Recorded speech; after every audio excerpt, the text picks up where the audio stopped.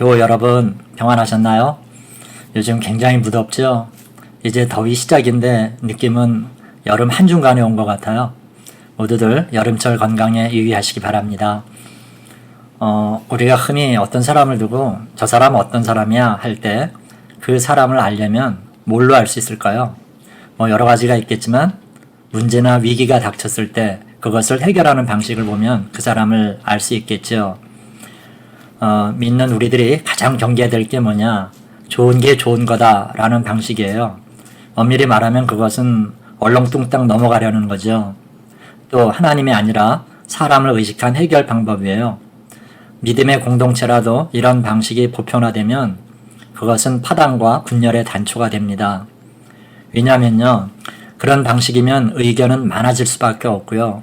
거기엔 속속들이 인간의 생각이 주를 이루게 되기 때문이에요. 또 그것은 똑같은 문제가 계속 반복될 수밖에 없는 그런 모양새죠. 따라서 우리의 해결 방식이란 어때야 되느냐? 기도하는 가운데 일어날 수 있는 모든 경우의 수를 다 대비해야 됩니다. 10가지 중 하나만 잘못돼도 우리 일은 그르치게 된다는 각오로 접근해야 한다는 거예요. 그러므로 우리에게는 10-1은 9가 아니라 10-1은 0, 제로라고 생각해야 옳습니다. 오늘은 여기에 대한 말씀을 잠깐 드리려고 합니다. 하나님 말씀 읽어드릴게요. 느헤미야서 5장 6절에서 9절까지 말씀입니다.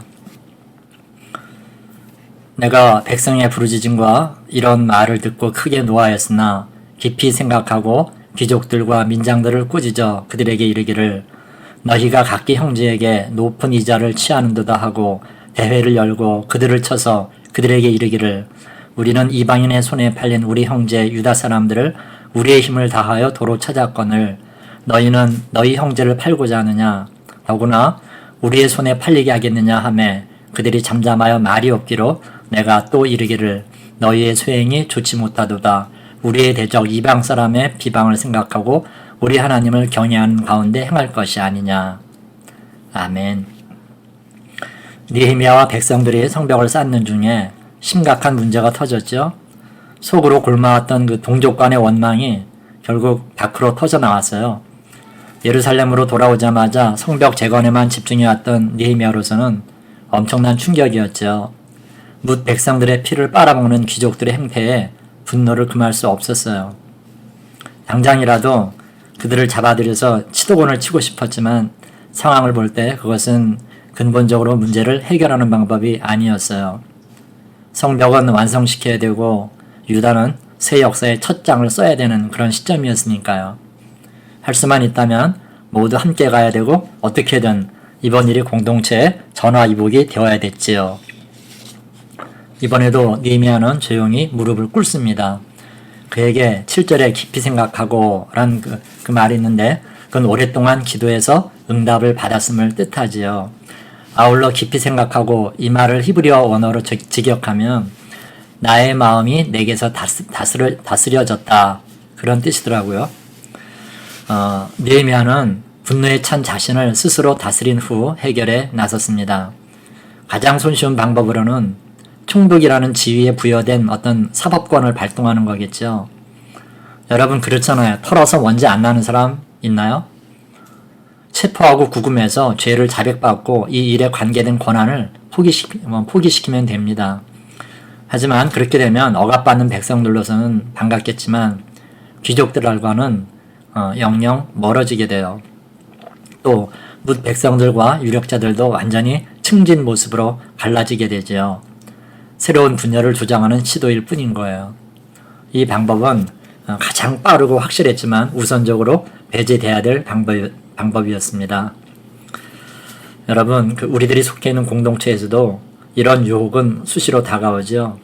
간단하게 해결될 수 있다면 깊은 생각 없이 그냥 선뜻 어떤 방법을 택할 수 있다는 거예요. 예를 들면 문제를 돈으로 해결하려고 하는 것 같은 거죠. 아무리 믿음의 공동체라도 맘만 먹으면 웬만한 일은 돈으로 다 해결할 수 있잖아요. 그러니까 한 유력자가 나서서 턱 선심 쓰듯 헌금하면 별 갈등 없이 문제는 해결됩니다. 그러나 그것은 무엇보다도 공동체의 화해를 깨고 나아가서 하나님보다 사람을 더 바라는 휴머니티로 변질되기 쉬워요. 따라서 문제에 어떤 권력이나 돈이 투입되는 해결 방법은 최악의 방법입니다. 느헤미야가 귀족들과 백성들의 지도자를 만나지요. 어디서든 유력자들은 그렇잖아요. 권력자를 자기 편으로 만들기 위해서 회유하고 타협해서 빌붙어요. 그래서 느헤미야는 사전에 그 싹을 잘라버리려고 했던 거겠죠. 느헤미야가 그들을 만나자마자 아주 심하게 꾸짖습니다. 귀족들과 민장들은 그의 총독이라는 지위 때문에 두려움으로 느헤미야를 대했을 거예요. 어쩌면 재산은 모두 몰수되고 조상들이 그랬듯 이제는 자기들이 묶여 페르시아로 보내질지도 모르겠다는 그런 생각을 했을 수도 있어요.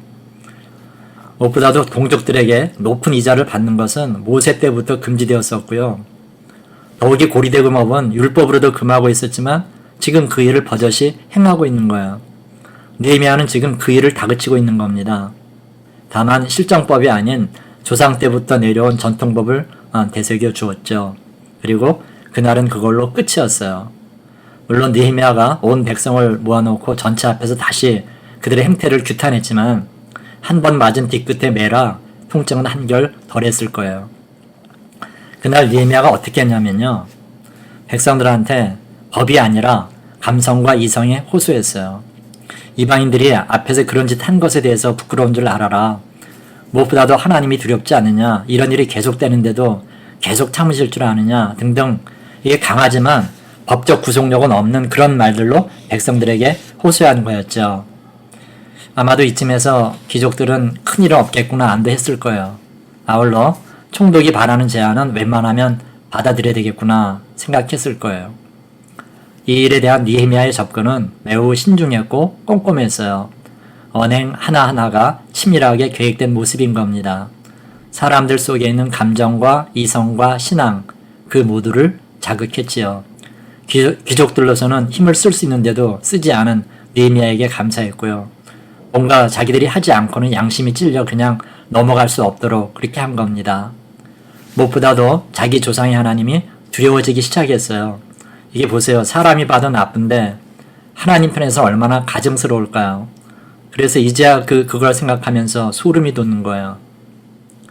여러분, 이 모든 게 기도로부터 나온 것임은 두말할 필요도 없겠죠? 우리에게도 주님께서는 첫 그림부터 끝 그림까지를 차례로 보여주실 거예요. 역시 비밀은 기도에 있겠지요. 기도가 아니면 이런 방법은 결코 나오지 않습니다. 느헤미야의 그 꼼꼼함은 이후에 모든 일을 순조롭게 한 원동력이 되었지요. 여러분, 오늘도 일마다 하나님이 가르쳐 주시는 그 꼼꼼함을 기록해두면 어떨까요? 물론 그것은 머리에서가 아니라 무릎에서 비롯된 것이어야 됩니다. 여러분 꼭 기억하시기 바랍니다. 하나님은요 꼼꼼한 사람을 들어 쓰세요. 더 이상 덤벙거리는 거 이런 걸 소탈하고 인간미 있다고 말하지 않았으면 좋겠어요. 일을 순조롭게 하는 것은 아주 작은 한 가지 일에도 대비하는 꼼꼼함에 있습니다. 그래서 여러분 다시 한번 강조합니다. 우리에게 10-1은 9가 아니라 제로라는 사실을 유념하면 좋겠어요.